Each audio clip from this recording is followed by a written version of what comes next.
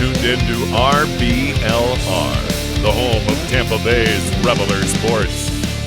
Hello, everyone out there in Tampa Bay and beyond. This is James Knowles coming at you for the RBLR Sports Podcast. Specifically today, as always, for me, I am covering the Rowdies. However, I do not have my usual co-host, Carlos. If you're unaware, somehow at this point, he is over watching the World Cup in Qatar. So I have our intrepid producer, Eureka, here to fill in his shoes while Carlos is away. Eureka, how are you doing this week? How is everything? I'm doing good, man. The World Cup's keeping me alive in the soccer world. Man, looking at the World Cup postings that our man Carlos is doing with all his Ecuadorians, they're like going crazy over there. It's just a phenomenal time, and I'm happy and jealous and just proud and all those things combined. So that's how I'm doing. How about you, man? Yeah, I'm doing pretty well. I have been watching, I think, more soccer than even usual, and that's pretty difficult for me, if I'm being honest. But, yeah, when there are 4 World Cup games a day, I do want to watch as much of it as I can, and this is what it turns into, I guess. So you got to tell me, how was the meetup for the England-USA game? Because unfortunately, I didn't get to hang out with you that day. Yeah, that was great, actually. I was sitting with my friends who are from England. And, we were the people in the group who actually watched the game. So, everyone else was there to join in the fun, so to speak. And I think that everybody did have fun. But those of us who, watch the game all the time, we were sitting up front so that we could get the closest view of the screens. And we always had, a little bit of water ready to toss over the crowd if somebody scored. Unfortunately, nobody did. So we'll have to save our Splash Zone celebrations for hopefully this upcoming Tuesday. Yeah, well, and what a hell of a performance by the young United States team, and hopefully they can.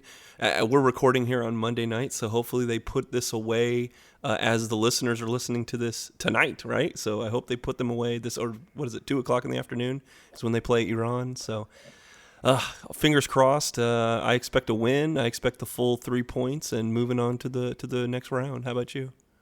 That is what I expect, but as we've seen in this very, very young World Cup so far, anything can happen. Oh, man. All right, well, what's the plan today, big man? We talked about the red, white, and blue. How about the gold and green?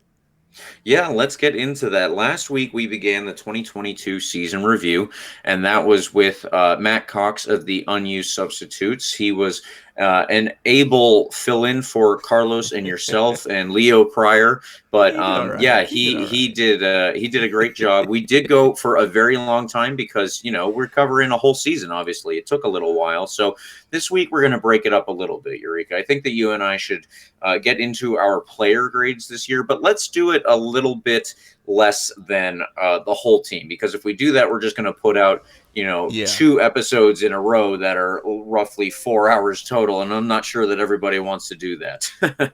Yeah. Well, we can break down each player individually, and I think this gives us a little bit of time to kind of think through each position and each player and give them the respect they deserve. Exactly. So this week we will be doing our player grades, not necessarily grades. We'll see how it goes over the course of this show, but we will be talking about the goalkeepers and the defenders. Before we do that, just want to update everyone on where things are. The World Cup does roll on, as you said. Ecuador, the U.S., and Mexico are all currently still alive, even if some of them are just by a thread at this point. Ecuador is doing the best, and they have 4 points with 1 win and 1 draw. Right the U.S. has 2 points after 2 draws. 1 draw kind of good, 1 draw very good, and Mexico has 1 point after 1 draw and 1 tough loss versus Lionel Messi and Argentina. There's not too much that you can expect there, but pretty tough. Yeah, exactly. The last group games start tomorrow, so tune in if you can. I will be getting off of work early, as there's no way that I could miss this.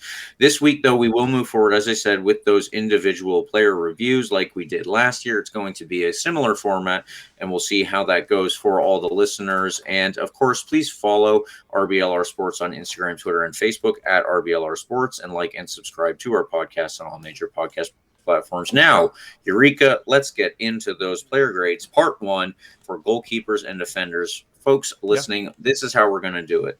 We're going to go through the players and talk about the expectations going into the season versus the reality afterwards. Then we will get eventually in the show to our takeaways, such as who are going to be the most important players from this past season and maybe going forward. Whom do we absolutely need to stay, or whom could we possibly allow to leave, if circumstances dictate, that kind of stuff. So we'll see how it goes as we get to it. And I want to get started here with number one on the roster. That is goalkeeper CJ Cochran. He is 31 years old, on loan from Oklahoma City Energy, I guess.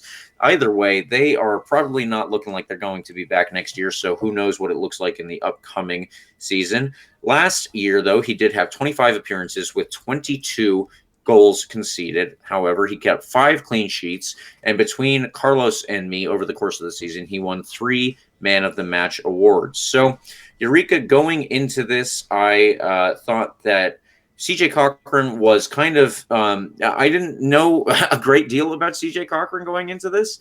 He was stepping in for Evan Loro, who was our wonderful goalkeeper last year, but unfortunately injured himself. And CJ Cochran was somebody that we had brought in on loan, not exactly last minute, but he wasn't somebody that I knew a ton about. Ultimately, though, I thought that his season went very well for us. I thought that he proved himself to be a more than capable goalkeeper. He's someone that I thought, even could be a backup at MLS level, but I'm glad that he wasn't, obviously. I'm glad that he was with us. What were your expectations going into the season? I don't even remember that he was really on our radar before he actually made the move. Nope. The first time I've ever learned that he was a human being on the planet Earth is when he came to us. I think that it's a travesty, but for Oklahoma City that they have to deal with things out of their control. But guess what? That's kind of second division life in the United States. But their loss is our gain, and I think CJ came in. High praise, of course. Obviously, I think Neil likes all of the players he brings in. Shocker, but it was kind of I didn't actually think he was going to compete for the starting goalkeeper position. That was my expectation, is like, oh, they brought him in to be the backup to Ryko, right? Like, that's plan A. But they gave him through preseason, they kind of gave both guys the shot, and I think that he beat Ryko for the job because he got to play from game number 1. I thought that he showed that he was a little less risky playing the lines and playing the ball, and that's ultimately why he got the start. And I thought he was outstanding until he fractured his tibia. To be honest with you, I think he way overperformed our very low expectations that we had. But I thought that it was a revelation that he got a chance, and then he took that opportunity and turned himself into a starter. So to me, though, what's also very, very, very good about CJ is that he stayed around the team even after breaking his tibia. He could have just gone back home. I'm sure he doesn't live in Tampa Bay full time. I'm sure he has a home and a life, probably in Oklahoma. But he was a vocal supporter online for the team. He was at the games when he could be. He was definitely still a part of this team, even though he was a loanee that got hurt. So I was very, very excited about CJ Cochran. Who knows what the future holds? If he's going to be able to come back, or when he's a free agent, do we give him another shot? He's also a little bit on the older side of a player, and those things kind of have a knock against him, but the CJ Cochran experience in Tampa Bay has been a resounding success, I think. Yeah, I remember one game specifically about CJ Cochran after we did our whole season review last year. Very early on in the year, we played against Oakland Roots, and it was an away game. It was on a bright yellow highlighter field, almost the same color as our away jerseys. But we did not have a good game as a team that day. We were very lucky to get away with a 0-0 draw and actually earn a point on the road. I think that, in terms of watching, it was a dull affair possibly, but at the same time, it was, it gave us kind of hope at that stage of the season, because the old saying in soccer is that a good team knows how to get a result even when they're not playing well. And we got a result almost exclusively through CJ Cochran. So, I'm not sure what the time frame is for the injury that he suffered. I'm really hoping that he will be available getting into this 2023 season that's coming up eventually. And if he ends up back here on our roster, I'll tell you what, Eureka, I will not be mad about it. We'll have different expectations coming in, but I will be pretty happy. Yeah. I mean, again, if he's available to come back, keep the locker, keep his name on the locker. Don't even get rid of it. Exactly. I like that. That's a good way to put it. So that will do it for CJ Cochran. I'm sure, though, we will return to him as the episode goes by. Let's move on to number 2 on the roster, Connor Antley. He is 27 and turning 28 over the offseason. This past year, he made 33 appearances with 5 assists over the course of the year. And between Carlos and myself, he won 3 Man of the Match awards that we hand out. So Connor Antley, let's get into his expectations here, Eureka. I thought that Connor Antley was going to be one of the stalwarts for the Rowdies' defense. And coming into this season, this was based obviously on the year before. What did you think coming in before we even got started? Yeah, I thought Antley was going to be more in the midfield, though. He ended up playing in the back line. We'll get to that in a second. But I thought Antley was going to be definitely one of the starters in the midfield. And I mean, he was so phenomenal over the last 2 years, really. He's phenomenal at creating out of set pieces and corners and just distributing. And I thought we had thought that with even some of the new guys they brought in, that it was just going to be this destroying midfield that Neil Collins was going to unleash on the rest of the USL Championship. And to be honest with you, he didn't really get to play there. He had to play out of position because of injuries and other tactical putting 4 in the back. So while he wasn't world class this year, I thought he was pretty good. He was neck and neck with Lawrence Wyke for top defender on that back line. And really, I think Antley really only had 4 bad games all year. One was just a blowout loss that everyone kind of didn't do well in. One, he played good defensively, but he couldn't really create offensively with long passes. One was an absolute stinker against Charleston, and one was a game he only played at half, and he was very bad up until he might have even been injured in that game. But other than that, those are 4 out of the how many? He had 33. 33, yeah. He had 33 games this year, and I could say 4 of them were duds. So, again, stellar for Antley. Wasn't, if we're doing grades, it wasn't an A+ performance, but I thought he, was versatile and played way better than expected as a center back. Yeah, I think that's actually a good thing to point out. Connor Antley was supposed to be the wingback in a 5, based on how last year went anyway. So when he didn't really line up there a ton of the time, it was something to take into consideration. How good is his 1v1 defending? How good is he in the air?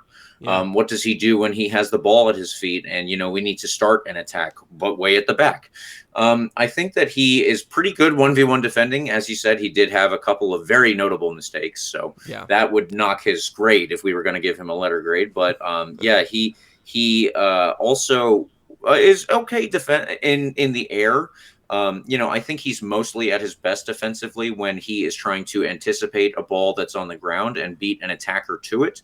I can remember one specific instance when he didn't. It was when one of those games that you already mentioned. But he is mostly at his best there. And then going forward, he is definitely very good at starting the attacks for us. He's somebody who's composed with the ball at his feet, hence all the time he spent the season before at right wing back.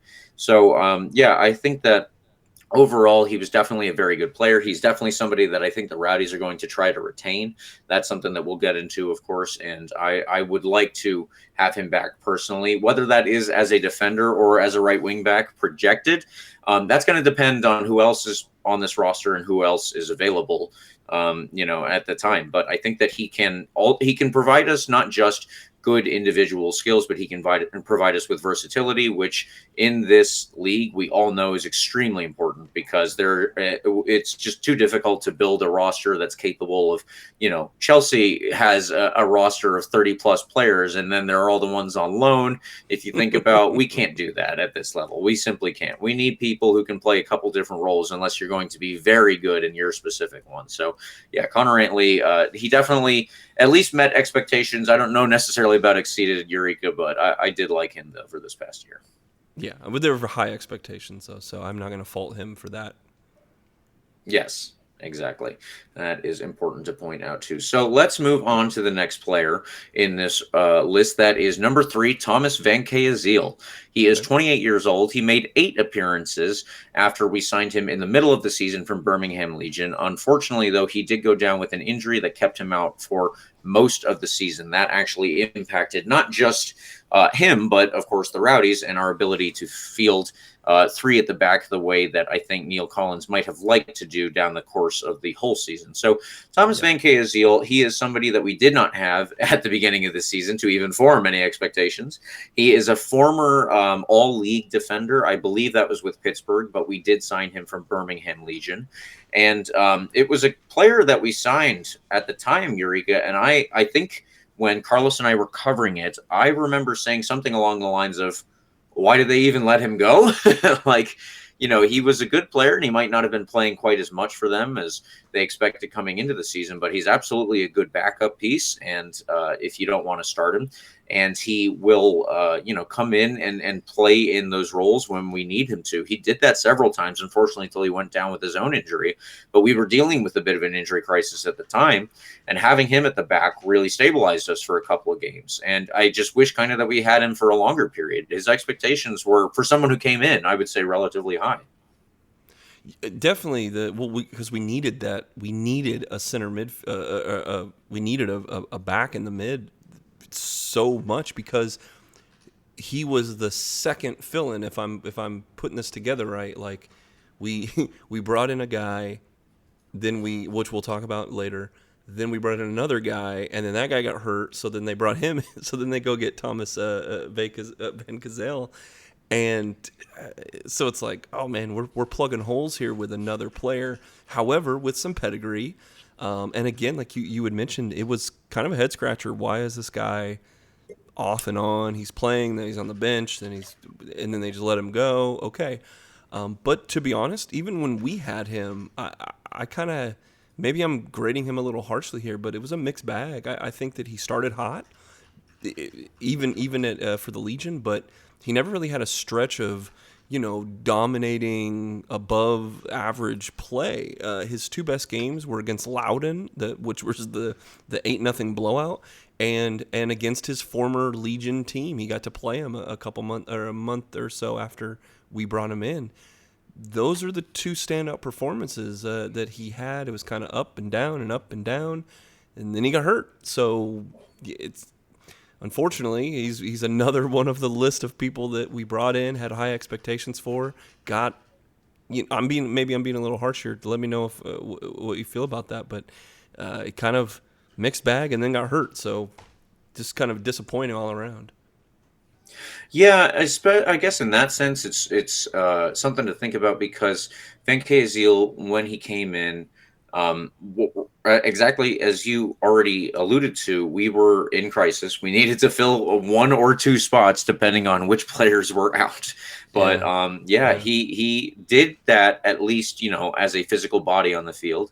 But there were a couple of games that you looked at it and you were like, oof, that's not what we're looking for, And I think it would have been better to have him down the stretch of the season, just because we were also close to an injury crisis a couple of times. But it was not always that certainly all league defender that we had come to know him as from previous stints in the league.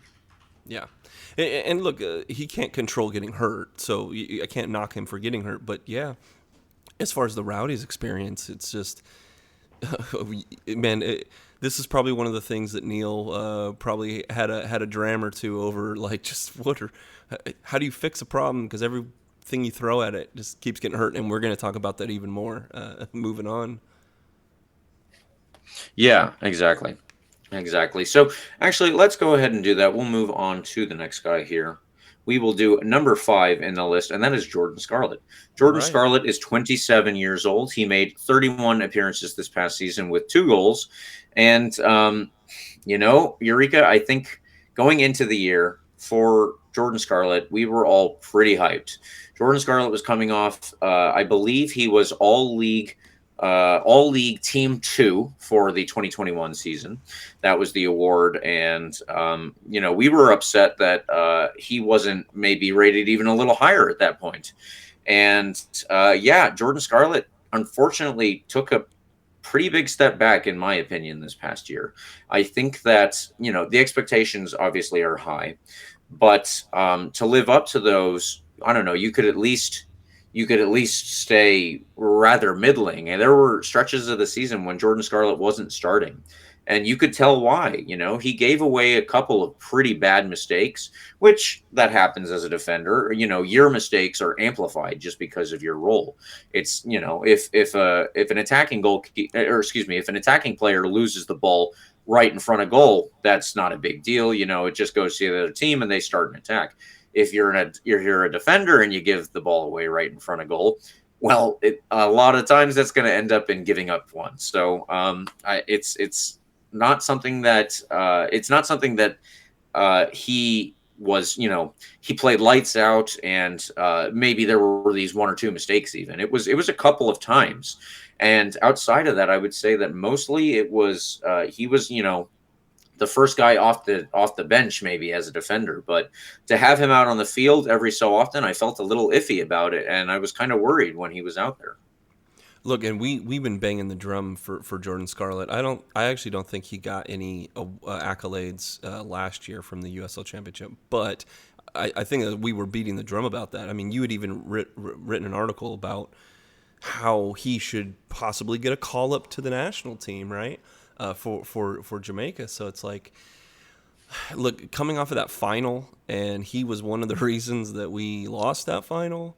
There's been criticism on him in the past, and this was his opportunity to show that he could anchor that back line, especially with, Force Lasso going away. We were looking for Scarlett to be one of the guys that stepped up and continued to be that anchor, like you said. Exactly. And he started pretty solid, I guess, but once the lineup had to get shuffled from injuries, there was really only one stretch the rest of the year where he strung together, quality games. And even after doing that, that was followed up with another month of below average play. So, to be honest with you, Scarlett was just, below expectations except for a couple blips here and there. But I think we all know we've seen him at his best, what we think is his best, and it was pretty consistent over the last year or two, and this year was unfortunately a little more wanting. Yeah, it's weird because he actually did get that call up to the Jamaican national team. It was He something. did. Yeah, he did. It was something that they were in a bit of an injury crisis themselves. They needed to dip down into the USL Championship beyond the players they usually call up, which includes Speedy Williams and Kevin Lambert. But they wanted to go a little farther because of out of necessity, and one of the guys was Jordan Scarlett. Now, he didn't make his debut, but here's the thing, Eureka, is I don't know the next time he's going to get a call up if this is the form he's in. I would love to see more Rowdies play international soccer. I think that a lot of them are deserving of it, especially the guys who are from Caribbean nations. It's not like, the Caribbean nations are setting the world on fire, I guess. They can certainly look towards the USL Championship and get players that are quality enough to get onto the team. But Jordan Scarlett playing at the level he did, I think that they were reluctant to call him up at that point. And then, if that's his ceiling and it's kind of, going down, then I don't know if he's going to get another chance. My hope, of course, as a Rowdies fan and as a person who has seen Jordan Scarlett, make great strides with this team, I would love to see him bounce back next year. But that's what it's going to have to be. It's going to have to be a bounce back. It's not going to be like a straight line. If he continues playing on that same level, then that is not good enough. And that'll take us into the next player here. That is number 12, Devin Armstrong. Now, everyone listening might be like, wait a minute, who the hell is Devin Armstrong, if I'm being honest? Devin Armstrong is a 19-year-old goalkeeper who was on our roster for 0 appearances, it should be noted, and is now at Wake Forest. So he was actually an academy player who was signed to the team to be a backup to a backup. So getting into the season, CJ Cochran was brought in. Rico Rosarena started as his backup goalie, as we had already mentioned, and we needed a third just in case of injury. Devin Armstrong was that guy. He obviously didn't make any appearances, so we don't have a lot to go on here, Eureka, but I think in terms of what we wanted to see out of him and what we did see out of him was exactly the same, in that if you're a third goalkeeper, we kind of don't want to see you. That's a harsh way to put it, but if you're a third goalkeeper and we see you, that means that we have had 2 injuries already, and that's kind of a bad situation to get yourself into. Now, Devin Armstrong is at Wake Forest. I will tell you guys, as someone who watches college soccer, he is not their starting goalkeeper, but that's because Wake Forest actually has a pretty good goalkeeper already in net. I don't need to go into that guy's background, but Trace Alfin is going to be one of the better players in college soccer for sure. Devin Armstrong obviously is behind him, and I don't know what the, how close it is necessarily. I can't say that I've seen a ton of Devin Armstrong, Eureka, so I'm just hoping, obviously, that things work out for him down the college soccer route. Maybe he gets a transfer if the guy in front of him is just too strong in net, and we'll see him in a couple of years is what I'm hopeful. Yeah, we'll see. All the best to the kid, and really hope that something breaks his way either at Wake Forest or, potentially next year if he gets a shot to get away from his books and come play for the Green and Gold. Hey, I wouldn't mind seeing it, at least giving him a chance. I am always on the side of the academy kids. That much I will say. But there's not too much to cover with Devin, so let's go to the next guy here. And this is a name that you're going to be familiar with, but maybe it'll throw you off a little bit. Number 14 on the roster was Ian Antley. That is twin brother of Connor Antley. So he, like Connor, is 27 and turning 28 over the offseason. He made 1 appearance, and that was as a kind of a late sub, if I'm not mistaken, for him. Now, Ian Antley's lone appearance did come after he was signed during that stretch that we've already talked about, where the Rowdies were facing an injury crisis at the back. We brought him in after he was training with the team for a little while on a month-long contract, and then that was signed again to be extended for the rest of the year until we actually ended the season. And honestly, I don't know if I expect Ian Antley to come back.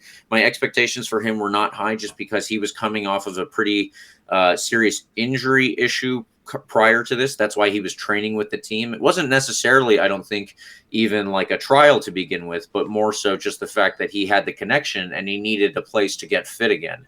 Unfortunately, when he did get fit, he was still so far down in the pecking order that he didn't really get enough playing time to make a name for himself, and he was just there probably as a sparring partner on the training field and more so as a backup to a backup. So at least in that sense, he did well. But I don't know that we really wanted Ian Antley to be on the field as much, just because of the injury issues that he had. And, none of us really knew exactly what kind of form he was going to be in, let alone where he could stay on the field. Yeah, it'd be an incomplete grade again. Look, if I'm Ian, it's an A+ season. I got to hang out with my brother. I got to play professionally with my brother. I got to hang out in St. Pete. And I guarantee you that he got extra money to show up as Connor, quote unquote, at the team events that Connor didn't want to go to. So, all in all jokes aside, we can't really. How do I draw off one app? But for him, this might be one of the last professional opportunities that Ian's going to get. And if it happens to be the last one he gets, then it's pretty cool to go out hanging out with his brother. But if he can turn this back into something either at League One or somewhere else, then everyone has spoken very, very well of Ian. And there's nothing that says that he wouldn't be brought back if Neil thought that he could provide something. But very low expectations for Ian Antley. So good luck, and we'll see what happens in the future. Exactly. I think that the best thing to think about for him is that this was kind of a bridge from a long layoff to hopefully something that is a Yeah. longer career in soccer. And whether Yeah. that's as a player or maybe a coach or something like that, who can say at this point? But Yeah. definitely give him another shot somewhere along the way. At least that's what I'm hoping all of these months of fitness did. So now the next guy, number 15 on the roster. This is someone that I think we're gonna be talking about for just a little bit here Yeah. because Yeah. Eureka, there are a couple of talking points. Yeah. Timmy Mel was on the roster. He is 27 years old, 3 appearances for us before he went out on loan to USL League One finalist Chattanooga Red Wolves. Unfortunately, they did lose there to South Georgia Tormenta, so he did not get the trophy, but that is where he spent most of the year. Now, I will go through what I think we wanted to see from him at the Yeah. beginning of the year, Eureka, Yeah. and tell me if I'm wrong before we actually get into how it went for him. I Yeah. think at the beginning of the year, what we expected for Timmy Mel was not necessarily a direct replacement for Forrest Lasso, who left Yeah. shortly before the season started, but as someone who could work his way into the defense ultimately as a starter. He was brought in from Loudoun United, where Loudoun United is the local whipping boy, so to speak, of this league. He's not; they're not a great team, just because they are mostly made up of 16, 17, 18, and 19-year-olds for DC United's academy. But Timmy Mel was not one of those, obviously, and he was singled out as having a good season for them. I think it was Neil Collins who talked about how good a season they thought he had as one of the more competent defenders in a pretty bad team overall. But Eureka, maybe it was the case that all of the team being so bad kind of masked what level he was at. Because if you are the best player on the worst team, that might look good, but it might also inflate people's opinions of you, I guess. I think I know that some of the analysts out there, like John USL Tactics, I think was very intrigued with like maybe Mel and Armin, if I'm thinking along the same lines. But I to be honest with you, when he got announced that he got signed, it was at the same time that Lasso also announced that he wasn't coming back. Right. And so we all kind of like it did seem like it was a 1-for-1, but to be honest, in my opinion, I don't think he was supposed to be the starting center mid on the even in a back three, let alone a four. But I think Lasso's departure was a little bit of a gut punch. Again, this is my opinion, but that's unfortunately what Mel had to deal with. Is that expectations were that, well, we just lost our best defender right in the middle, and then we're bringing this guy in that the very few people have kind of heard or what the breakdown you just said. It was like, well, what he did was at Loudoun, so what is that? Yeah, who knows? It's like him and a bunch of teenagers. So is he going to be able to come in? And then, to be honest, it seemed immediately apparent that Neil didn't like what he saw in Timmy Mel. It's almost like, he whatever the scouting department or whatever he had seen on tape brought him in, and then immediately was like, I don't think he was vocal enough for Neil. Neil played that position, so bless everyone who has to play that position for him as a gaffer, but it's a guy that just didn't seem to fit the mold that we were looking to replace, if not move into, with a new system. And it was very quickly where we were moving on to grab replacements for this signing that we had just made and then loan him out. And then I didn't pay attention to him at Chattanooga at all, so you'd have to tell me about the stats and if anything stood out there. But as far as the Rowdies go, it was kind of this guy was kind of snake bit with expectations from the beginning, and then didn't meet them at all, and in fact was another kind of wound that we had to fix immediately in that same position. So this would have been the worst experience of any of the signings that we had brought in, and unfortunately it just didn't work out. Yeah, and I do want to note we mentioned in a previous episode that we are looking to try and find as much information as we can in Yeah. terms of who is here on 2-year contracts, who's here on 1-year Yeah. contract with an option, that kind of stuff. It is not easy to find, but I'm almost certain Timmy Mel was signed on a 2-year contract at the time. Okay. I'm pretty sure that's how highly rated he was. Now, all of that being said, I remember when we were starting this season, the aforementioned injury crisis at the back did not impact Timmy Mel's playing time. I remember that he was on the bench, and Yeah. we moved players around into the defense as opposed to actually subbing him in and using him. Yeah. He had one game where it went very poorly for him, and yeah, after that, Neil Collins, I think, came out and said that he was, disappointed with the play in one way or another. It wasn't necessarily like, oh, he's the worst player, I cannot believe I signed him, that kind of stuff, of course. But I'm pretty sure that he came out and said that he was disappointed with how it went. So I don't think that obviously he has too much of a future if it goes this way. Now, does Timmy Mel have something more in the tank? Does Timmy Mel have another level that he can reach? I can't say that for certain, of course, and we will see how the off season goes for him. But that's what it's going to take if he wants to be a part of this team. And I'm not sure if I just don't know if he has it in him as this outside observer that I am.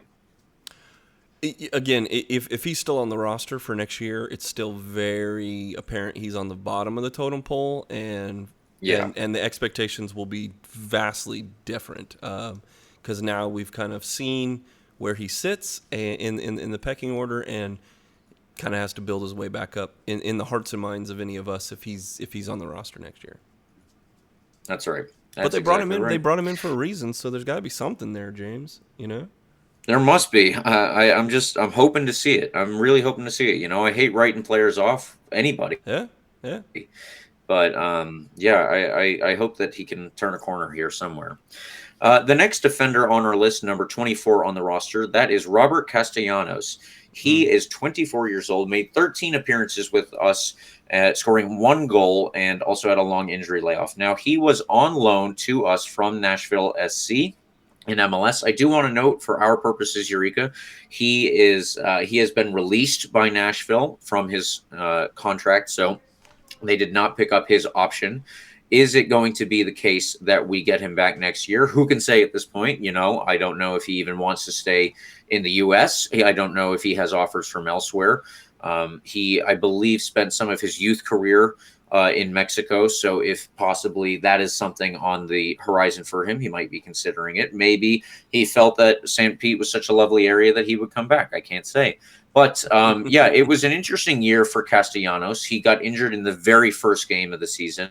My family and I were all there to see the Rowdies play away at Birmingham in Alabama, and it's a turf field, unfortunately. So I think that his ankle got caught as he was going to turn, and he sprained it, or not, maybe not necessarily sprained it. I think sprains are less of an injury concern than this, but he was out for the next several months, and he only came back, I think, August, September, Eureka? It was something pretty late in the season. Yeah, August is when I have him coming back, Yeah. So we had high expectations for him as an MLS loanee, and the only reason that they weren't met, I would say, is because of the injury layoff. But otherwise, when he came back for us, he was mostly good. I think that he had a couple of shaky performances, like against Detroit City. That wasn't my favorite, seeing him out there. I know he wasn't the best there, but I think that he was also pretty good as the guy who was the actual Forrest Lasso replacement. That was his role.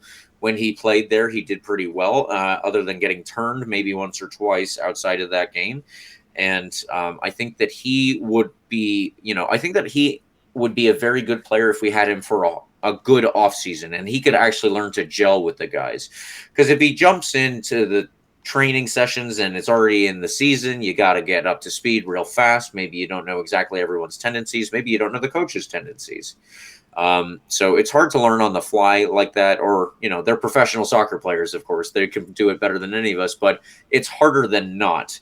if you don't have an off season. So maybe with an off season for us, if he gets the chance, he would do better. What do you think about, the way that his year went versus, of course, what we wanted to see out of him? Yeah, I think you're hacked into my computer. You're sharing my notes here because yeah, he was the true replacement for Forrest Lasso. Because look, Castellanos is a true 6', 6'2" guy, and one of the people who's kind of moved up from USL to the MLS level, but to be loaned out. But yeah, he fractured. So I remember I think we were both at this preseason game, maybe against Tormenta, where it was the last preseason game of this, but right before the start, and he was there. He hadn't been announced yet, but he was there, and he played amazing. And we're like, oh, okay, who's this guy? And then we find out, okay, it's Castellanos. So boom, it was like we are turning lemons into lemonade. They figured out a really good, a true replacement to come in, especially after Timmy Mel had a couple preseason games that didn't go his way. They moved quickly to bring in Castellanos, and he fractured his ankle on the first game of the season, and really up there. And when he came back, he was a solid part of the back line.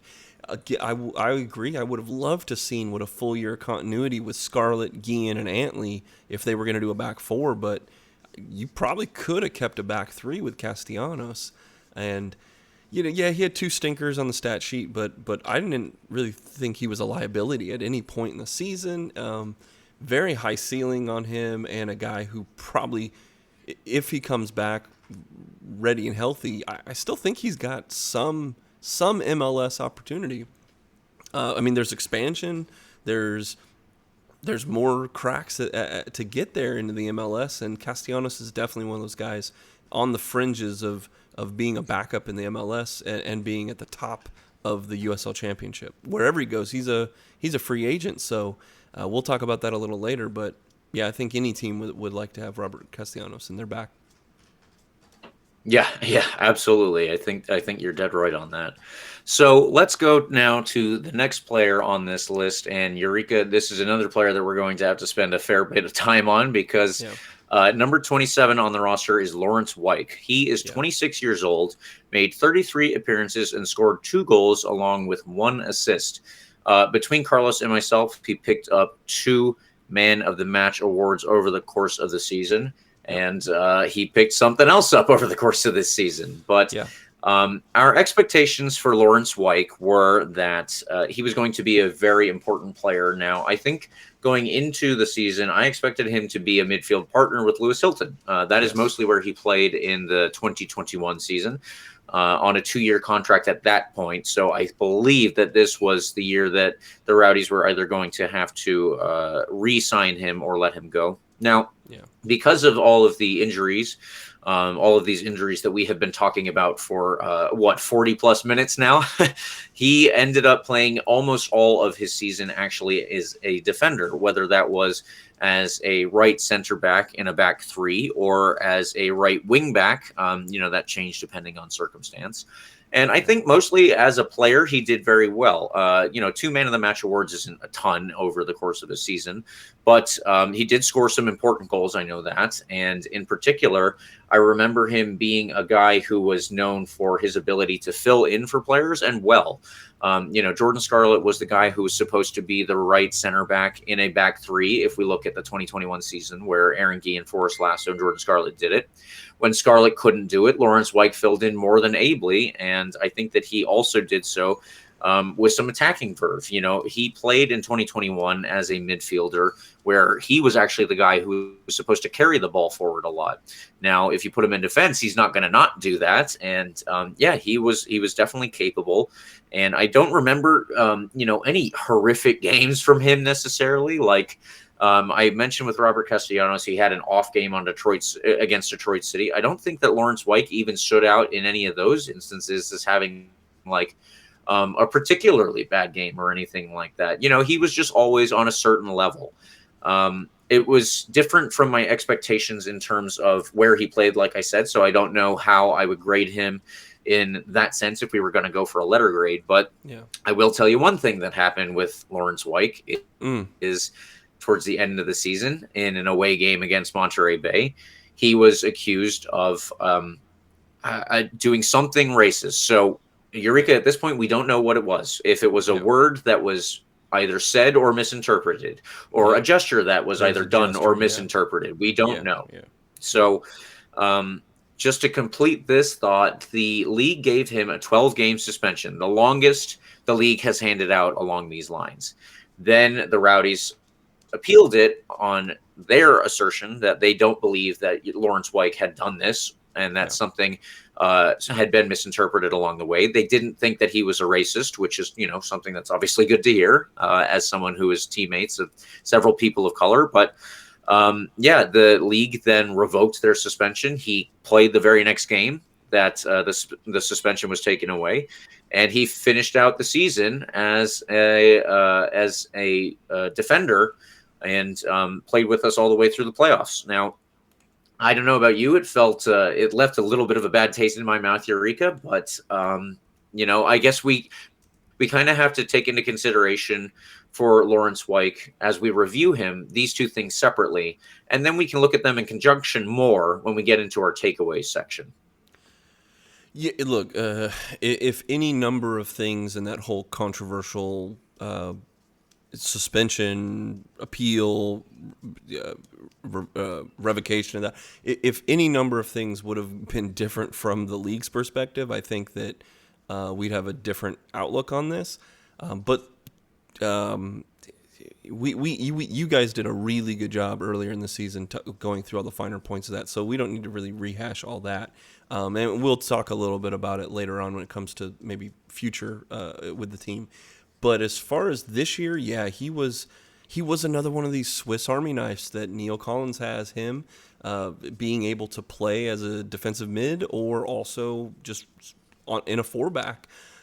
He's again too with the knowledge that we are playing people at a position or at kind of secondary positions from where they wanted to be. It didn't stop Neil's aggressiveness in terms of attacking. That was if we weren't gonna grind out 1-0 defensive battles, we were gonna try to put 4 on the board and see if you can outscore us. So Wyke being a defender that was very offensive minded was part of that transition, because you would see him move way higher, and you kind of, when we're on offense, we've got 2 or 3 people kind of playing as safeties that opened us up a couple times, but we got way more opportunities and goals and assists from a player who was on the back line, right?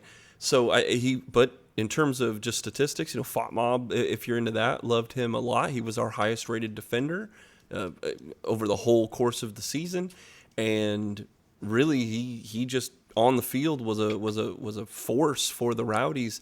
The only thing I would say is again, I do have this. It always sits in the back of my mind that his aggressive play and it can turn into hot-headedness, and he had 11 yellows this year.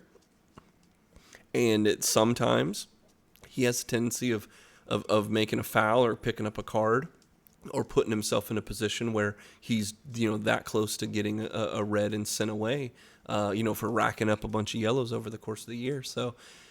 But all in all, it was never really that big of an issue. And on the whole, he was just a phenomenal player for the Rowdies, on the pitch.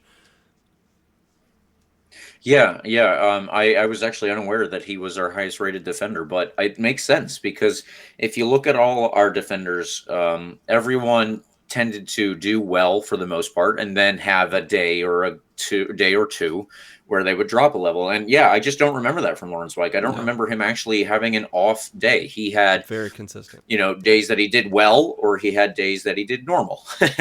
There were just so few of those actual instances I can point to where I was like, oh man, he's the one who messed that up. He's the one who really conceded that goal personally. But it's going to be interesting to see where his career goes. And I think that's something, like you said, we're going to get into a little bit more in the takeaways here. So let's move into our next player, number 30 on the roster, backup goalkeeper, Phil Breno, who Man, ended here up we go. finishing the season as our starter.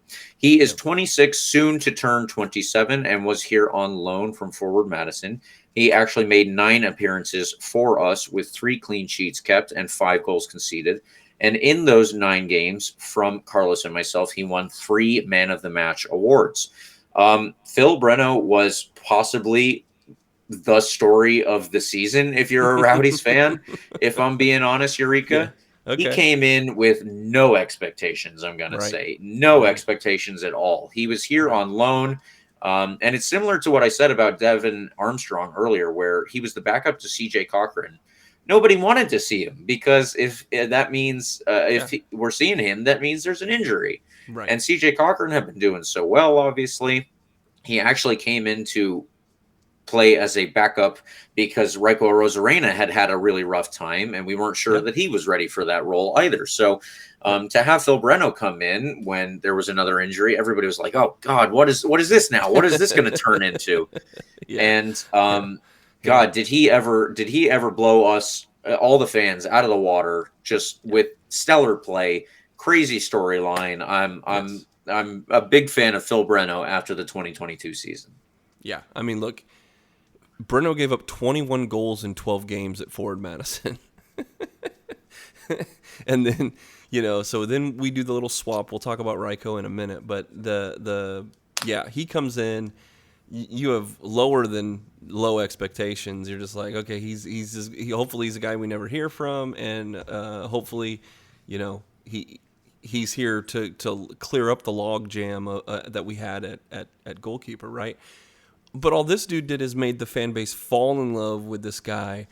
He more than rose to the occasion, especially in the playoffs. Like, he was one of the reasons we advanced in a couple of the games in the playoffs, kept us in through extra time, up until the very last second that you could do in the Eastern Conference Finals. So, 100% all about Phil Breno in terms of being able to fill in when needed. Expectations would be a little different. I don't know if he keeps that up an entire season, but man, what a feel-good moment. And we have him on loan, so don't fall in love with a loanee. But man, it's something he'll be able to talk about the rest of his life, about an opportunity that he was granted. And he seized it 100%. And hopefully this turns the corner for him for the rest of his career. I mean, he's got a few more years left in him, right? He's about to turn 27. He's in no way, shape, or form ready to be taken out to the shed. He's ready to go, man. So, and he's just a good guy. Like it was kind of disarming and charming that we were there in the post game when he had a phenomenal performance in one of the games, and so he was the guy that we asked for as a player. He's one of the guys we asked for interviews, which they only grant a couple guys to do that. And he comes in and he's just kind of gobsmacked, and you could tell that he didn't have like a fake facade or like media training or anything. He's just kind of an aw shucks guy, real sweet. He answered our questions and was kind of half as unexpected that he was in that position as we were that he was in there. So it's like, it was just fun and a really, really, really heartwarming piece that I'll always remember about the Rowdies in this season. So good on you, Phil. Yeah, I think that Phil Breno in 9 appearances became a Rowdies legend already. That definitely was sealed in the playoffs when he was the guy who was filling in for CJ Cochran, ended up saving a penalty that allowed us to move on and get our own penalty and beat Birmingham away in Tennessee. That moment was crazy, and that was after he had just made a huge save like a couple minutes prior. I think that, everybody was already super hyped on Phil Breno for that, but then he goes on and does that post-game press conference, actually. That was away in Tennessee, so we weren't, there for it. But he talks about how it was the I believe it was his grandfather's his grandfather's birthday, who had passed away prior to that. And so he started tearing up as he's talking about how like all of the stars align for him in that sense. Yeah. and he Yeah. just felt like his grandfather was watching down on him. And God, that was that. I Wow. mean, to have done what he did in the playoff game is one thing, but to have done it under all of those circumstances, that just heightens everything to a level that I think everybody watching from the sidelines was like, "Wow, this is my guy. This is one of our guys. This is one of the Rowdies." And I don't know how many players have done that in 9 games, but I would definitely say that Phil Breno is one. Yeah. Yeah, he will earn himself a lot of good fortune in the future with that. So that will be our Phil Breno blurb there, and we will move on now to number 33, Aaron Guillen, who is 29 years old. This past season, he made 37 appearances with 37 straight starts. It should be noted, the only player to do that. 4 Man of the Match awards between us here at RBLR. And he was named to the USL Championship first team. So, yes, he was. Eureka. Yeah, I think that our expectations for him were sky high. I think that he met them. I think that he met everything that we expected. I think that he is another guy like Lawrence Wyke, who had almost no off games, maybe one that I could point to along the way, but you don't get to be named USL Championship all first team by having even 2 off games, really, let's say. Come on, he could have done way better, James. I don't know what you're talking about, dude. No. Guillen is an absolute rock in the back line and a great guy off the pitch too. One of our RBLR family, Leo Santos, did a phenomenal little interview with him over the last year, and it's all of that being the expectations coming into this season is like you expect him to be the anchor, like the true anchor, man. Here we go. He's a stellar defender most of the time, and someone that Neil Collins should always trust to put in the 11. And he met all these expectations and so much more because he kills you in aerial duels. He kills you when you try to penetrate on the side. He's quick. He can recover. He makes most of the time he makes the perfect little poke play or something to ruin your chances to get around him. And he isn't perfect, from time to time he does have some lapses and we did see them, but Aaron Guillen is the best that this level has to offer at left back. I mean, if you can find better people, there's no more than a handful of them that are as good or maybe better than Aaron Guillen. So short and sweet, man. He got roasted once that I can remember on the road, but he actually improved from last year, and he was great last year, and he got better this year. So, yeah, 100%. Guillen is always in my starting 11. Yeah, absolutely. The only issue that I have with Aaron Guillen is not actually with his play, but just did he do so well that he won't be here next year? Yeah. That is my only question now is, did Aaron Guillen have such a good season that, maybe FC Dallas, where he came through the academy and where they signed him as a homegrown, maybe they say, hey, we need another backup. Do you mind coming up and, you won't start every game, but we'll see you sometimes because he's got the skill with the ball at his feet. He's certainly capable there. He can carry it forward. And when he's not involved in the attacking play, because we know that he's more than capable of doing, of adding something to that. But when he's not involved in that, he's very good at covering his spots defensively. And also, if it comes to it, he's pretty good at the last ditch tackles too. I remember a couple of times when I thought, oh boy, this is looking like it's shaping up to, be a very good chance. And he came through with a sliding tackle in the box. I remember at least one instance pretty vividly, if even I don't remember the exact team it was against, but yeah, he was definitely very good at that. So Aaron Guillen is one of the best players that we will have as a defender, and I certainly hope he sticks around. I'll just say that before we even get into the takeaways. Yeah, he'll always be on my mind, even if he does move on to bigger and better things. But he's the measuring stick, man. Like he's the best defender I've ever seen with my 2 eyes, and for whatever short amount of time that is. But he's the measuring stick for me. So, yeah, there you go. Number 47 on the roster is our next defender. That is Tate Johnson. Let's Tate go. Johnson is another homegrown player come through the Rowdies Academy, and he's 17 years old now. I had to make sure because at certain points over the year, people were saying 16 and 17. I had to look up his birthday, so had to make sure that we had that right. He made 3 appearances over the course of the season. He had 1 assist, and you're hearing this, you think 3 appearances. What the hell does that mean? The only other guy that I said made 3 appearances was Timmy Mel. Well, this is not quite the same case. Tate Johnson is 10 years younger than Timmy Mel, for instance. And for him to get any playing time in the league at all, I think you and I, Eureka, were pretty shocked by that.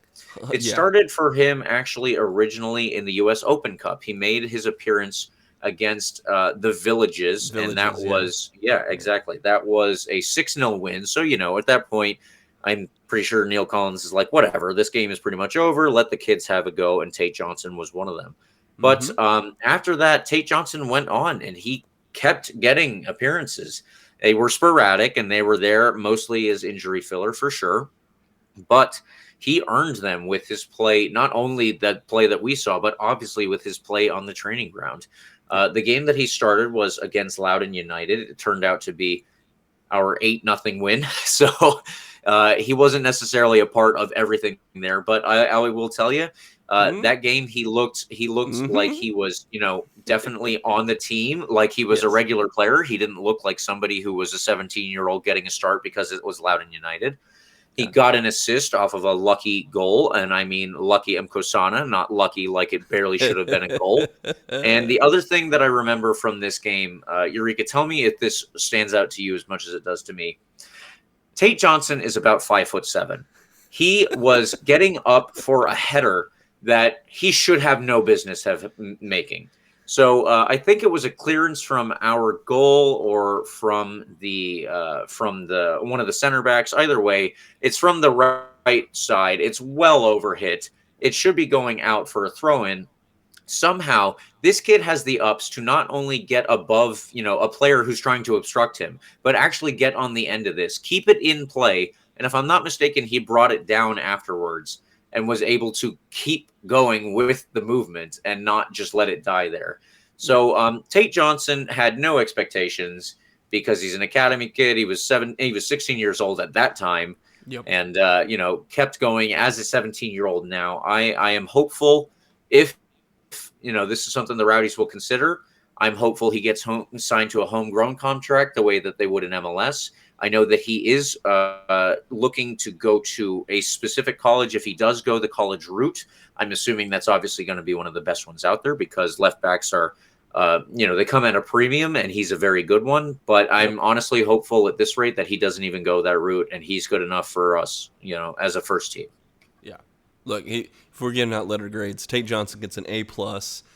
Everyone in the organization loves this. I can say this for another, loves this kid. And I'm cool with him playing Loudoun. Like Loudoun, he gets to play against literal peers and of an MLS academy. And he just went out there and wrecked those dudes, dude. Tate Johnson has an amazing motor. You already talked about it. He will leap. He will fight for every ball. He creates with enthusiasm on the offensive side. And he's really too young to knock him on his limitations. Like, yeah, he's short, but he could have another growth spurt in him. But even if he's going to be on the smaller side, I don't see why you can't, still use him in certain tactical deployments, right? So the big question is, does he go to college or does he play for the Rowdies? And both of those are, it's up to Neil Collins and the Rays to kind of show him that, no, you have a future and you're going to make a bunch of money. And technically you could always go back to college or there are different ways to do college. But if Tate decides he wants to have a college experience, if his family decides that college is a better way to either socially or even in terms of his playing career, it will be better to do that. Hey, more power to him. But all I can say is in our limited run that we've had with Tate Johnson, it's been very exciting and it's very apparent that he has a a lot of potential as a soccer player. So we'll see. There's another very exciting prospect that we'll talk about next week, I believe. But as far as defenders go, man, he might be a little small right now, but no one can deny he has the talent and the motor to get it done. Yeah, absolutely. Now, when it comes to, how his development will go in the future, I think that the Rowdies could provide a good, outlet for him in that way. I hope that Yeah. he can work his way into being a regular on the team. Yeah. I think that he's capable of it. As I said, left backs are at a premium almost all the time in America. If he has the capability to go on and play for the national team someday, I think it's very early to talk about anything like that. Yeah. But Yeah. you have to consider that there are going to be very few 17-year-olds who are playing at left back and looking this good in the second division. So if we just want to take a quick step over to Sacramento Republic, one of their players, Santiago Suarez, I just saw today. He was a defender, 6'5", who ended up making several appearances for Sacramento Republic over this past year.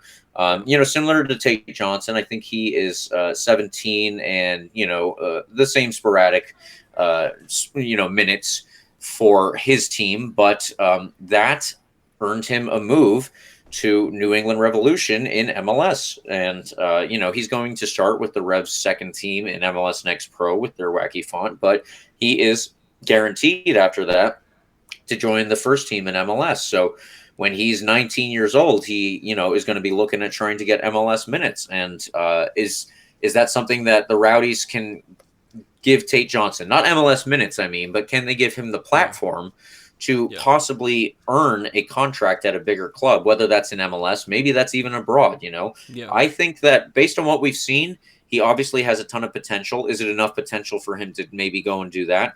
I think that that's up to the Rowdy staff to determine, because they're the ones who see him training every single day. But God, it was sure very exciting to see him out there, and I would love it for the story, because I've already said it, but I love an academy kid, and I love when they succeed.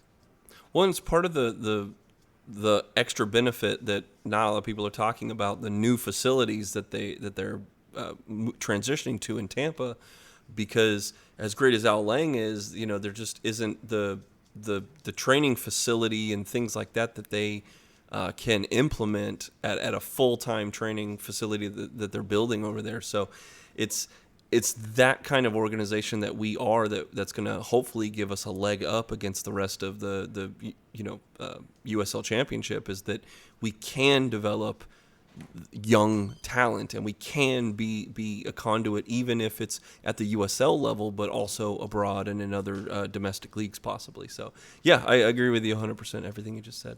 So all right, so that will do it for Tate Johnson, and we're going to get Eureka to our last player here on the goalkeepers and defenders list. That is number 56 on the roster, Raiko Arozarena. He is 25, turning 26 over the offseason, made 4 appearances, while unfortunately conceding 8 goals, 0 clean sheets, or man of the match awards from us here at RBLR. Now, Eureka, our expectations going into this year were mixed, because CJ Cochran came in. At the time, we didn't know who was going to be the starting goalkeeper. I do remember that from preseason. And I was excited to see Raiko Arozarena get a chance. I thought that, the couple of games he played in 2021, which was literally one game and then the USL Championship final, I thought he did well.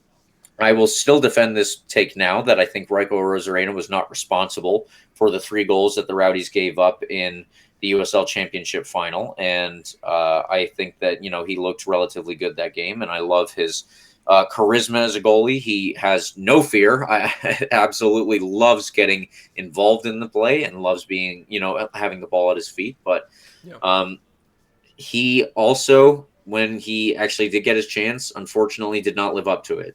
I will say the expectations were higher than ultimately the play that he showed. And so, they were not met for me. And I really just hope that the time that he spent on loan at Forward Madison this season gave him better preparation, that he will actually be able to take, hopefully, to the Rowdies organization and say, hey, this is the player that I've become. Let me have another chance. Yeah, look, he had an opportunity to be the starting goalkeeper, and CJ Cochran took it from him. So at that point, you're looking at, well, how do you bounce back? Especially because with the relationship of the owners of our club, right? Rosarena's probably here, one, because he's a talented player, but there's probably also good benefits for the Rays to keep one of their major superstars happy with his brother, literally across the street. So it's kind of it was a very big shock that we were not only not going to play Ryko Rosarena, but that we were going to ship him out to Wisconsin. Again, it was a big shock to me that we were able to do that. It wasn't a shocker that he wasn't the starting goalkeeper after Cochran's play really cemented him there. But how do you respond? And so Ryko goes to Forward Madison, and he was tied in the top 10 with 4 clean sheets. He was pretty strong all year, but got burned towards the end. So we'll see. Again, I don't know much about Forward Madison. If they have a good defensive line, did they get some injuries that kind of opened up things? But Ryko, for good or bad, will play the ball very aggressively. He will mix it up. He will get out there, and he will try to push that pace or create on his own. He doesn't just sit and wait for balls to get fired at him. So for good or bad, he's had some criticism. I do agree with you that in the final, going into this season, that I didn't hold it against him that he had to play in the final, and he got 3 goals by him, because it was a complete team effort in that sense. But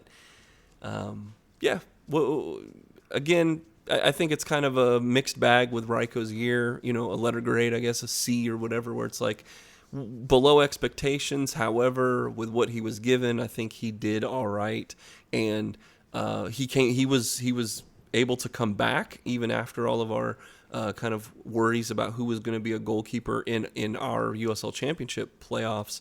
But we got him back, and it seemed like he was still in the fold with the team, with no kind of change in terms of his standing with the club. And I fully expect him to be back as a Rowdy, whether that's as the starting goalkeeper or maybe I'm jumping the gun here with that, but I fully expect him to be back with the club.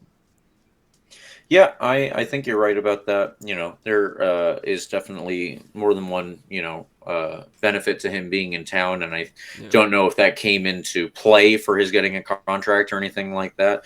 But I think that he is somebody who has at least, another shot to try it out here. And I will say, along the course of this season, it didn't work out super well for the Rowdies, but his play for Forward Madison did earn him a call-up to the Cuban national team for their recent friendlies before the World Cup started. Now, Cuba obviously is not participating, but they did participate in the FIFA match window that happened right beforehand, where a lot of teams were doing their warm-ups. They played the Dominican Republic, and if I'm not mistaken, I'm still searching for those lineups, but I believe he started one and subbed in on the second one. So good for him doing that. I have said this earlier when we were talking about Jordan Scarlett. I love when the Rowdies players get to play for their national teams. I would love to see more of it. And Ryko Rosarena getting his chance there is very cool for me. And, for that, at least, I will give him on the international scene an A+. How about that? Let's go. Yeah. Yeah, the future's still bright. He's only 20. He'll be 26 in this year. Like, he has a lot of gas left in the tank, and he definitely has shown that he has a very high ceiling. It's just how consistent can you make the floor versus the ceiling for Ryko Rosarena? That's the big question for me.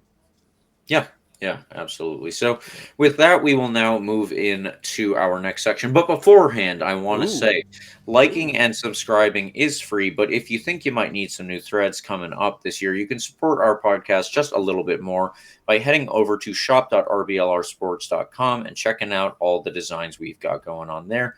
There will be a link in the description, and you can use the promo code COYR for 10% off. Eureka, you did those designs, and I got to say, I like them a lot. So I think that if people check them out, they will like them a lot too. I hope so. I hope so, man. We work really hard. I'm always throwing ideas at everybody, and you guys are giving me feedback and things. But it's still Monday. There's still a couple more days left of our Black Friday sale as well. So keep this a secret, guys. But if you use, I got a different promo code that we were doing for Black Friday that's still going on through Wednesday. So if you use the promo code 2022 Friday, that's 2022 Friday, you're going to get 15% off all the designs. So we do celebrate the Lightning inspired gear and the Rays inspired gear. There's Rowdies inspired gear, all the stuff that celebrates being a fan of the Tampa Bay area. So there's some cool logo swag I've seen people buy. There's all types of stuff. No matter what team or teams that you love in Tampa Bay, we've got some pretty cool shirts celebrating all that. And I'd love to see you wearing one. I don't know if I'll be able to buy everyone a beer that I see, because hopefully everyone buys a shirt. But I'm sure if I see someone at Corrigan's rocking one of our RBLR shirts, that there may be a libation or two coming their way. So think about that. You get to use a promo code, and then I'll probably be drunk enough to buy you a beer if I see you next time at Corrigan's. So there we go. I like that. That's not a bad deal, guys. So, Eureka, now I do want to move into our segment for takeaways here. And this is what I was talking about earlier, about who are the most important players. And leading into that, whom do we absolutely need to stay at this club? Conversely, whom could we possibly allow to let go from this roster? So there's a lot to consider here. And I want to start with our most important players being probably CJ Cochran, Aaron Guillen, Connor Antley, if you ask me. Yeah. I would Cochran for sure. Guillen, Antley, and Wyke, I think, were absolutely stellar. Those are the most important players. And then Breno, I think, was a very, very, very important piece towards the end of it. So those would be my if we're talking most important, Cochran and Breno in goal, and then Guillen, Antley, Wyke all year were just stellar. Yeah, I think somebody asked in one of our prior episodes, who would be the top 5 that you could bring back if it came to that. Well, you just answered with those 5, and I think that I'm pretty much on board there. They were our most important 5 in terms of how they played, what they impacted the team with, and how well they actually did when they were out on the field. So now, with all of that being said, I would like to move us to the next question here. Whom do we absolutely need to stay? Now, this is an interesting question because I have a couple of answers depending on obviously different things here. I would really love for either Phil Breno or CJ Cochran to come back on loan if that is the case. Now, CJ Cochran, I think it's more likely because he is on loan from a team that is still on hiatus. Yeah. Obviously, that impacts things. And the other thing that I have to worry about with CJ Cochran, though, is the extent of his injury, how long it's going to keep him out. Obviously, that is an important factor. So CJ Cochran, I would absolutely love to see him back. That would be super important. If we can't get him back, then, I think you are probably right that Ryko Arozarena will still be around. Is he going to be good enough to start? At this point, I don't know because I didn't watch any Forward Madison, unfortunately. So I apologize to any of the RBLR listeners that we have back in Wisconsin, but I can't offer any. I can't offer any analysis there. Solid. If Phil kid, Breno man. is solid kid. Yeah. Absolutely. If Phil Breno is the guy that we look to bring back for whatever reason, and Forward Madison thinks that they are willing to let him go. I don't know why they would, but maybe we do that. We definitely need a goalkeeper who's worthy of starting. And between Phil Breno or CJ Cochran, hopefully Ryko Arozarena, I just hope we get one of them. We need somebody who is capable of carrying this team the way that CJ Cochran and Phil Breno did, and Evan Loro the year before. Yeah, absolutely having to stay. If we're talking just goalkeepers, I think that Ryko you absolutely have to keep, unless he's a free agent, because who knows what the contract statuses are of all these guys. Breno would be nice to bring back. Cochran, I think, unless because other teams could bring him in. I mean, and I don't know if we want to get into a bidding war for CJ Cochran, because I think there was a difference, but hopefully Ryko is if he's already on the books, he's probably going to be the starting keeper. Did you want to move into defenders too in terms of who we absolutely need to stay as well? Is that all right? Yeah, I would like to do that for sure. So I've got a couple of names here in terms of players that we absolutely need to keep. Yeah. And there's one that, I'm not sure how we'll approach this one. Now, Okay. Connor Antley, I would say we absolutely need to keep. Yeah. Aaron Guillen, I would say we absolutely need to keep. Robert Castellanos is somebody that you mentioned as being a free agent. If we can get him, I should say that we would absolutely like to keep him. The last player that I would normally have had on this list is somebody that I'm just not sure about, and that is Lawrence Wyke. Lawrence Wyke is somebody who, by his playing standards and what he does on the field, I would say, yeah, we have got to get him back. He is not only versatile, but he's very good. Then you look at how the season ended with him, and you kind of wonder, is that going to impact things? Is that going to impact the Rowdies' decision to try and keep him around? I don't know if you've seen anything as to whether or not he will be sticking around, but I feel like that might have played a role here. Yeah, I'll probably get into a little bit more about that, I think, with our next bullet point that's on the agenda. But in terms of defenders, look, Aaron, for a lot of the things you've brought up, these are good points. With Aaron Guillen, if he's available to go somewhere else, this is probably the best time in his career to go get. I think he's done everything he's going to do other than win a championship in Tampa Bay. He's 29 years old. If he's going to get a shot at a first division somewhere, now is the time. So I'd love to have him back, but he's kind of done enough to move on if that's what's going to happen. Connor Antley, I think, is a guy where if we have to pick to bring back, I would pick him. Lawrence Wyke, we'll get into in a second. Same thing with Scarlett. I mean, Scarlett's a 27-year-old guy that I would think is top of the list to bring back, even if we're hoping he has a bounce back year. I think that because this is gonna be a different looking Rowdies team, in my opinion. Next year, there's not going to be a lot of the same guys. So I think Antley's a core piece. Scarlett's a great piece if you can keep him, because I also think they might be getting into a bidding war with Castellanos. So he might not be back. He's young enough and talented enough that he's going to get more shots at other places. So I mean, I would if you can keep Guillen, great. Antley, I think is absolutely a need to stay. And a Rosarena is kind of the only people that I would say they absolutely need to stay. Everyone else is either would be nice to have back, but there's a lot of things going against the Rowdies right now, and good for the player, but bad for the Rowdies because they're not going to get discounts on these guys. They're going to have to fight with other teams to keep them. So unfortunately, I'd love to have all of them back, but I expect a lot of change. Now, one player I do expect to be back, regardless of all this, is Tate Johnson, so I won't include him for this next question here. Yeah. The next question is, whom would we possibly allow to go? And I'm just going to make my list here, Eureka, and then I'll toss it over to you to see what you say. Yeah.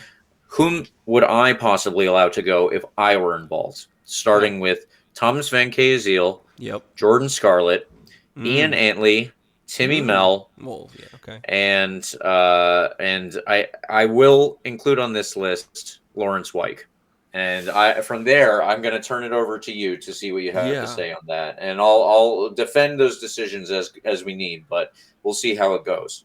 Yeah, you're not going to get a lot of fight out of me on most of those names here. I mean, look, I don't want to rehash this all over again, but who really knows what happened with the Wyke situation? I mean, exactly. I should say the aftermath of the Wyke situation inside the locker room. To me, that's the biggest. The team was very fervent in their pushback, but it's probably time for him to move on anyway to a bigger league based on his play on the pitch.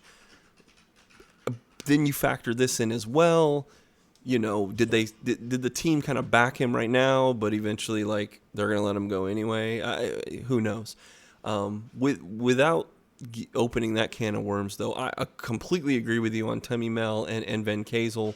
hey guys, just didn't work out here. Look, if Neil brings him back for some reason, they saw something in him. That's why they brought him here in the first place. We'll have to cross that bridge, but I'm okay. Look, if the one of the Antley twins isn't here, if Tommy Mel's not here, if Van Kazel's not here, unfortunately we're not gonna celebrate their loss. But hey, this is sports. That's what happens.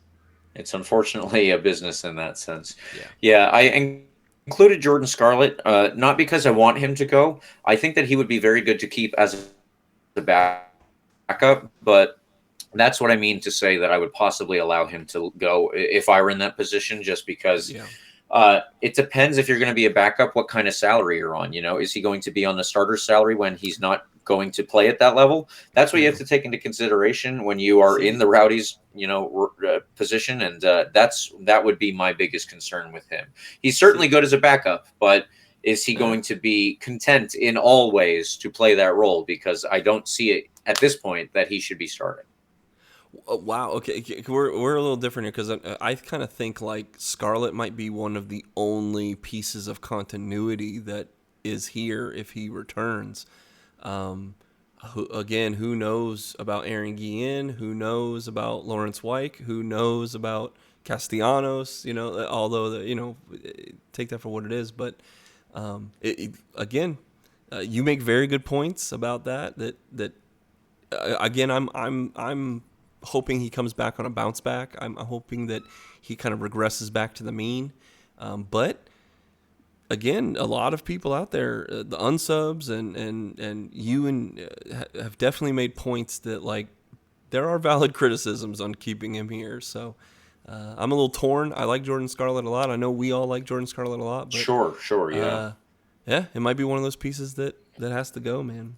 Wow. Well, the other one that I was going to say, and this is another player who is a good backup, Thomas Van Kazel is a good backup option. Is he going to be a starter? I would say not necessarily.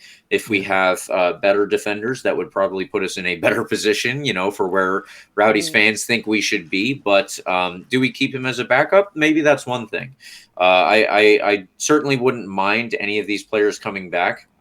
Yeah. It's just whether or not they're going to be able to deal with, I don't know if that's the right way to put it, but to handle their role on the team, Yeah.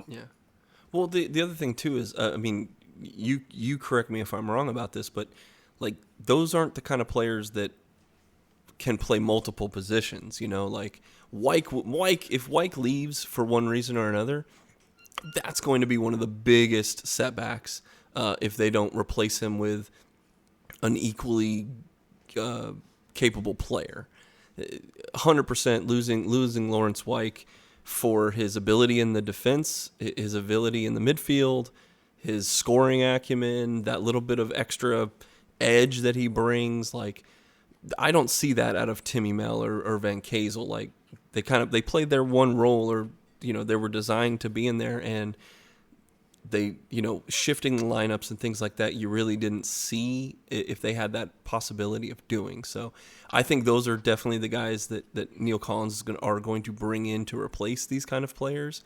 And if you can play more than one position, that is, I think, leaps and bounds in Neil Collins' eyes why you should be here with the Rowdies. Yeah, I think that's important to consider.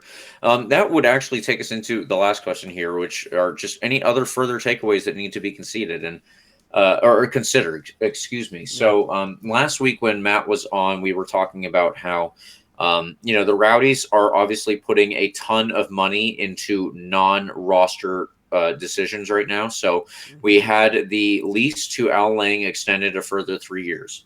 Obviously, with 3 years' time, we could do a lot of work to the stadium, and I'm almost certain the Rowdies plan to do that. So that's going to take some money.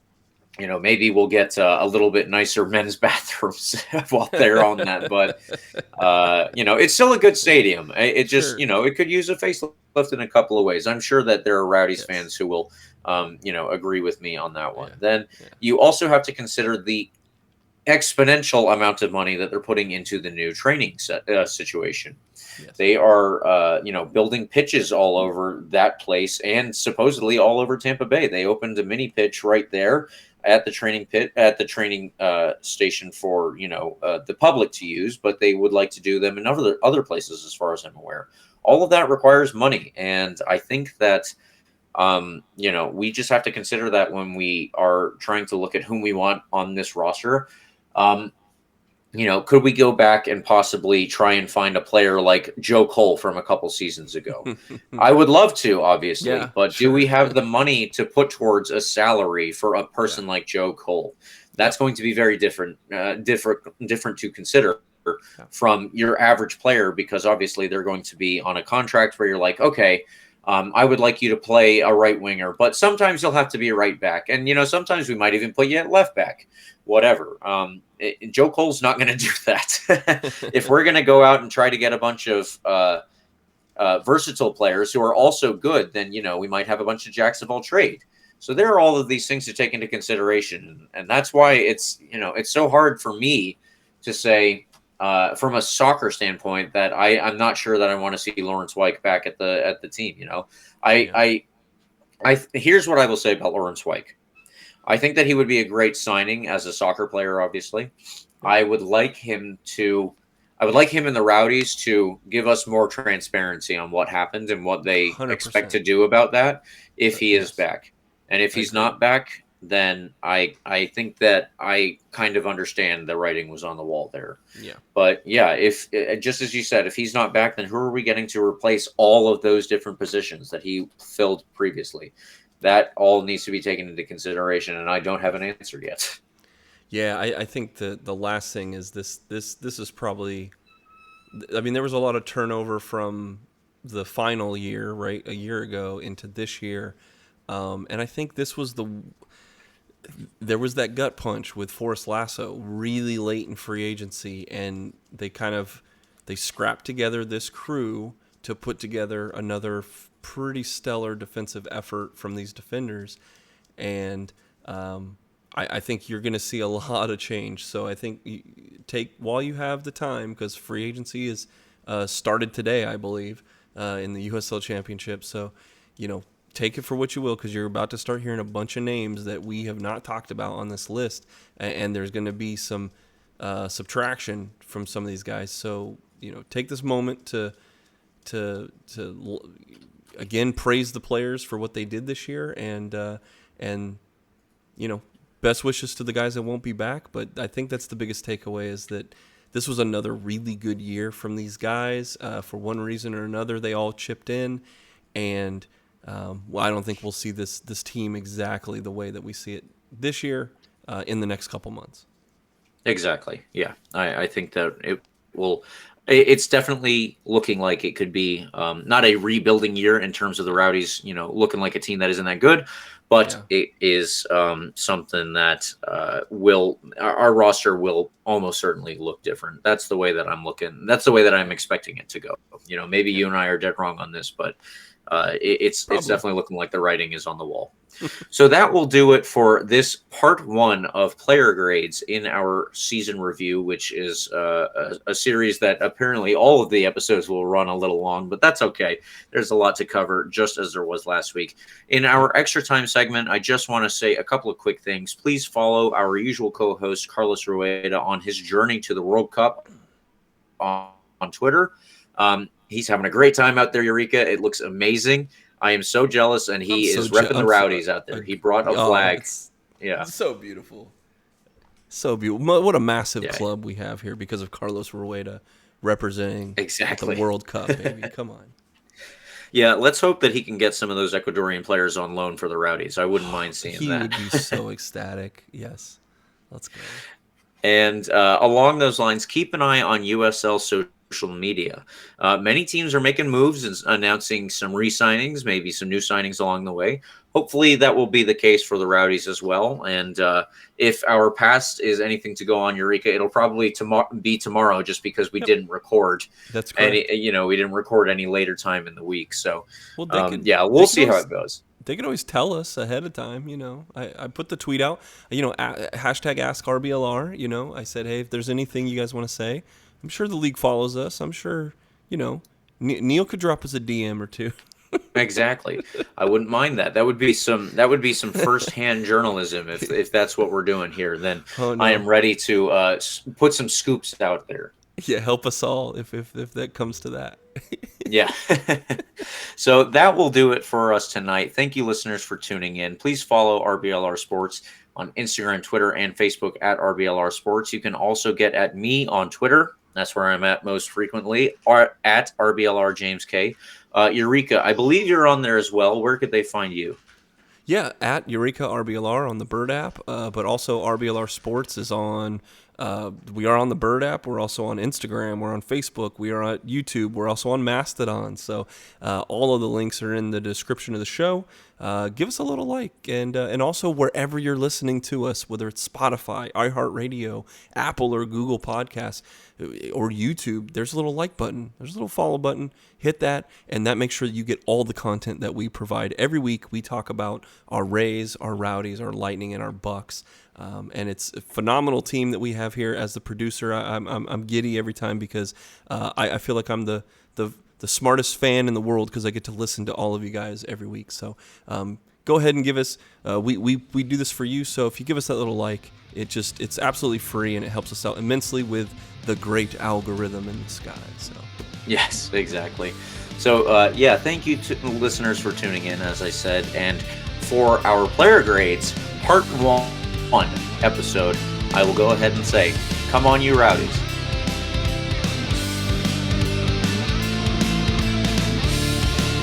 Thank you for tuning into this presentation by RBLR Sports. On your way out of the stadium, please remember to like and subscribe.